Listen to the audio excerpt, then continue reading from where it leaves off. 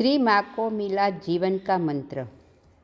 अल्मा ने मीरा के इस प्रकार का अंतिम प्रकाशमय लोक में किस प्रकार जाना है यह सिखाया। मीरा ये सभी सूक्ष्म स्तरों को भेद कर अंतिम निराकार में पहुँच सकती थी। अब यह कोई स्तर छोड़ना नहीं था। रूपों का जगत अदृश्य हो गया होता है, यह संपूर्ण एकत्व होता है, एक विशुद्ध सफ़ेद प्रकाश होता है। जब मीरा इस निराकार के प्रदेश में पहुंच गई, फिर थेओ ने कहा, इससे आगे मत जाना, क्योंकि फिर वहाँ से कोई पृथ्वी पर वापस नहीं आ सकता है। थेओ जिसे भिन्न भिन्न स्तर कहते हैं, उसे हमारे शास्त्र में कोश कहा जाता है। शारीरिक कोश, प्राणमय कोश, मनोमय कोश, विज्ञानमय कोश और आनंदमय कोश। इस आनंदमय कोश के ऊपर सच्चिदानंद स्थिति है। मीरा इस सर्वोच्च ऊंचाई तक सूक्ष्म शरीर से पहुंच सकती थी और उसके बाद वो फिर एक के बाद एक शरीर में प्रवेश करती थी। इस प्रकार एक के बाद एक शरीर को छोड़ने और दूसरे में प्रवेश करने में घर्षण का अनुभव होता है।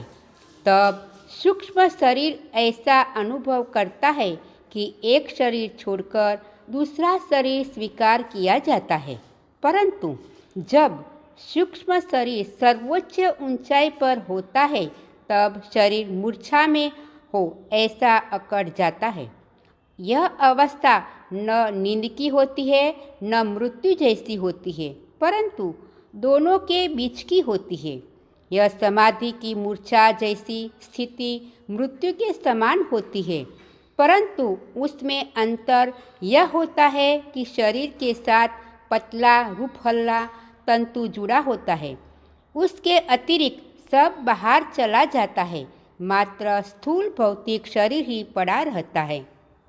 उपरोक्त अनुभवों के विषय में बात करते हुए माताजी ने शिष्य को बताया था कि यह बहुत खतरनाक था। शरीर की जीवन शक्ति ही बाहर जाती है, अर्थात संपूर्ण। जब मनुष्य मृत्यु को प्राप्त होता है तब होता है। वैसे ही मैंने मृत्यु का अनुभव किया है। इस मृत्यु जैसी अवस्था के विषय में अनुभव की बात करते हुए वे कहती है, यह प्रथम अनुभव हुआ तब मैं क्लेमेस में थेओ के साथ थी। मेरा शरीर जकड़ी हुई अवस्था में था और मैं सजग समाधि अवस्था में थी, परंतु वह विशिष्ट प्रकार की जड़ अकड़न थी, ऐसी कि जिसमें मेरा शरीर बोल सकता था, भले बहुत धीमी आवाज़ में, पर मैं बोल सकती थी। इसका ज्ञान थेओ ने मुझे दिया था। ऐसा अवश्य हो सकता है, क्योंकि स्वरूप का जीवन 7 दिन तक रहता है।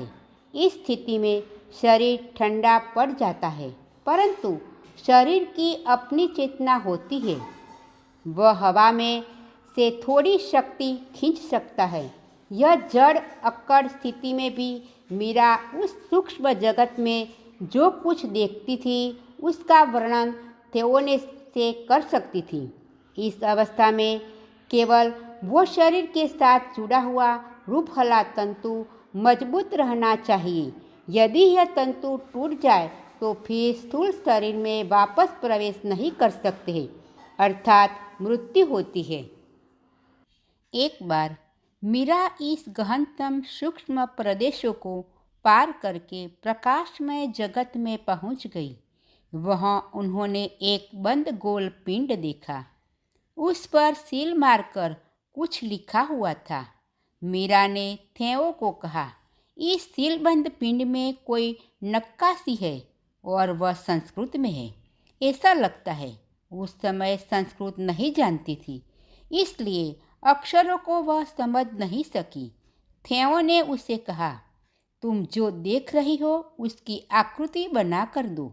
मीरा ने वैसा ही किया तो थेओ ने कहा, यह तो संस्कृत में लिखा हुआ तुम्हारा नाम है। यह तुम्हारे लिए है, तुम्हारे सिवाय कोई खोल नहीं सकेगा।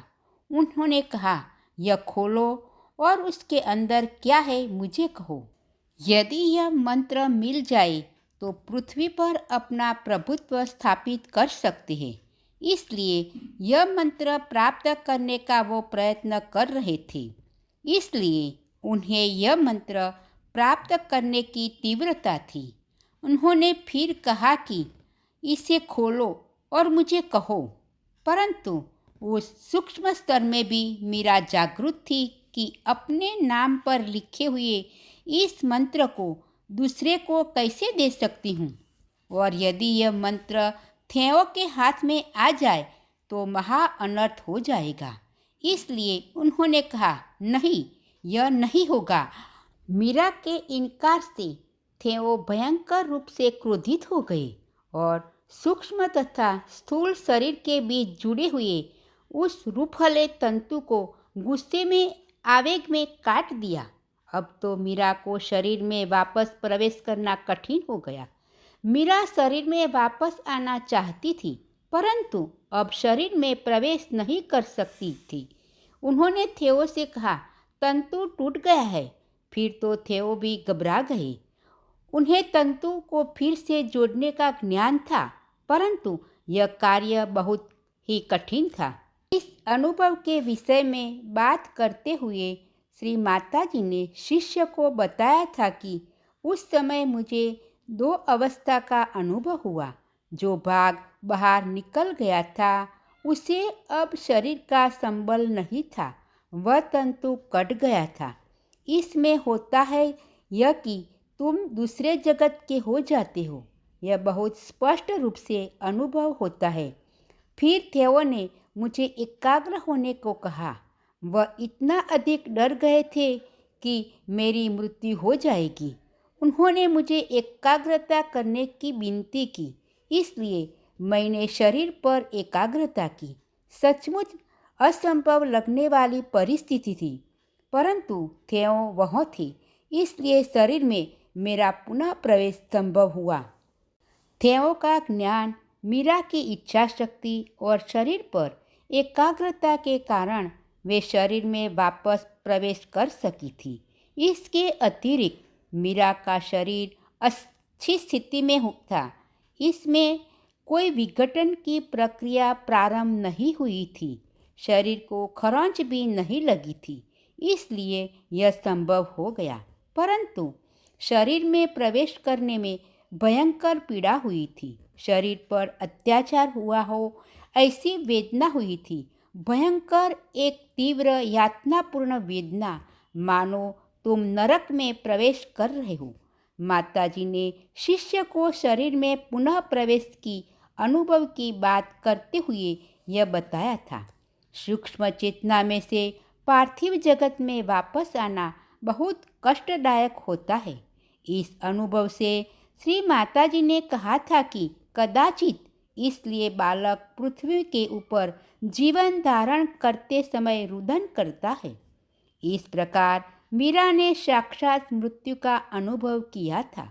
अपने जीवन की भी परवाह नहीं की थी, परंतु उन्होंने थेओ के हाथ में जीवन शक्ति तो नहीं दी, परंतु स्वयं भी वह शक्ति उन्हें मिल रही थी तो भी नहीं ली। कितना बड़ा त्याग! जय जय बोलो आनंद मीरा मातनी जय, मीरा मातनी जय, सावित्री मातनी जय। जय जय बोलो आनंद मीरा मातनी जय।